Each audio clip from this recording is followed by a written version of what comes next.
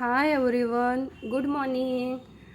आता वाजले आहे सकाळचे 7:30. आज जरा उठायला थोडा उशीरच झालेला आहे, पण आज निवांत उठले कारण मुलांच्या टिफिनची गडबड नव्हती. आदल्या रात्री टिफिनला भाजी काय करायची याच्यापासून विचार करावा लागत होता आणि सकाळी म्हटलं तर उठून टिफिन करावं लागत होता. पण आज टिफिनची गडबड नव्हती म्हणून जरा निवांतच उठले. चला म्हटलं आता सगळं आवरून घेतलं स्वतःचं आणि आता चहा मांडते आहे. आज चहा प्यायला मी एकटीच आहे. मिस्टर बाहेरगावी असल्यामुळे मला एकटीला चहा प्यावं लागत आहे.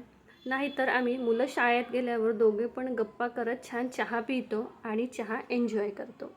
आता मी छान चहा एन्जॉय करते. मी भरपूर दिवसापासून आवळे आणून ठेवले होते, पण मला वेळच मिळत नव्हता. आज म्हटलं चला सगळ्यात अगोदर हे काम करून घेऊ. तर मी इथे 8 ते 10 आवळे घेतले आहेत. ते स्वच्छ धुतले आणि त्याच्यात मी 1 इंच अद्रक घातलेला आहे. माझ्याकडे कढीपत्ता नव्हता, नाही तर तुम्ही कढीपत्ता पण टाकू शकता. आणि 2 कप पाणी टाकून मी त्याला छान मस्त पेस्ट करून घेतलेली आहे आणि एका स्वच्छ कपड्यामध्ये टाकून त्याचा रस काढला आणि आईस क्यूबमध्ये सेट करायला फ्रीजमध्ये ठेवून दिला. आज संडे असल्यामुळे स्वयंपाकाची घाई नव्हती म्हणून जरा उशिराच स्वयंपाक मांडला मी.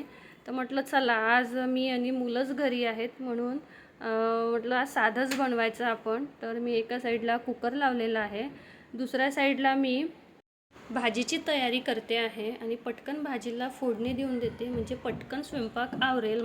संडे म्हटलं की भरपूर एक्स्ट्राचे कामं निघतात आणि ते करता करता पूर्ण दिवस जातो.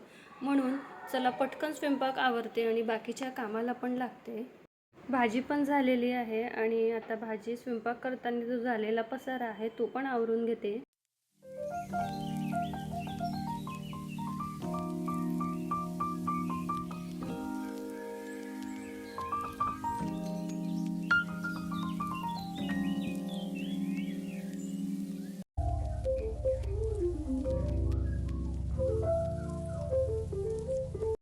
ही जी शेगडी आहे ना ती घासायची नसते, पुसून घ्यायची असते. पण सवय असल्यामुळे ना जास्त तेलकट झाली की ती बरं वाटत नाही. त्याच्यामुळे घासल्यावरच तो तेलकट डाग निघतात. म्हणून मी स्वच्छ धुवून घासून घेतली. त्याचबरोबर ओटा पण घासून घेतला आणि स्वच्छ करून घेतला. गॅस आणि ओठा स्वच्छ केल्याशिवाय मन काही मानत नाही ना, त्याच्यामुळे मी स्वच्छ घासून पुसून घेतला आणि सगळं पाणी मी वायपरने बाहेर काढून घेतलं आणि कोरड्या कपड्याने छान स्वच्छ पुसून घेतल्या.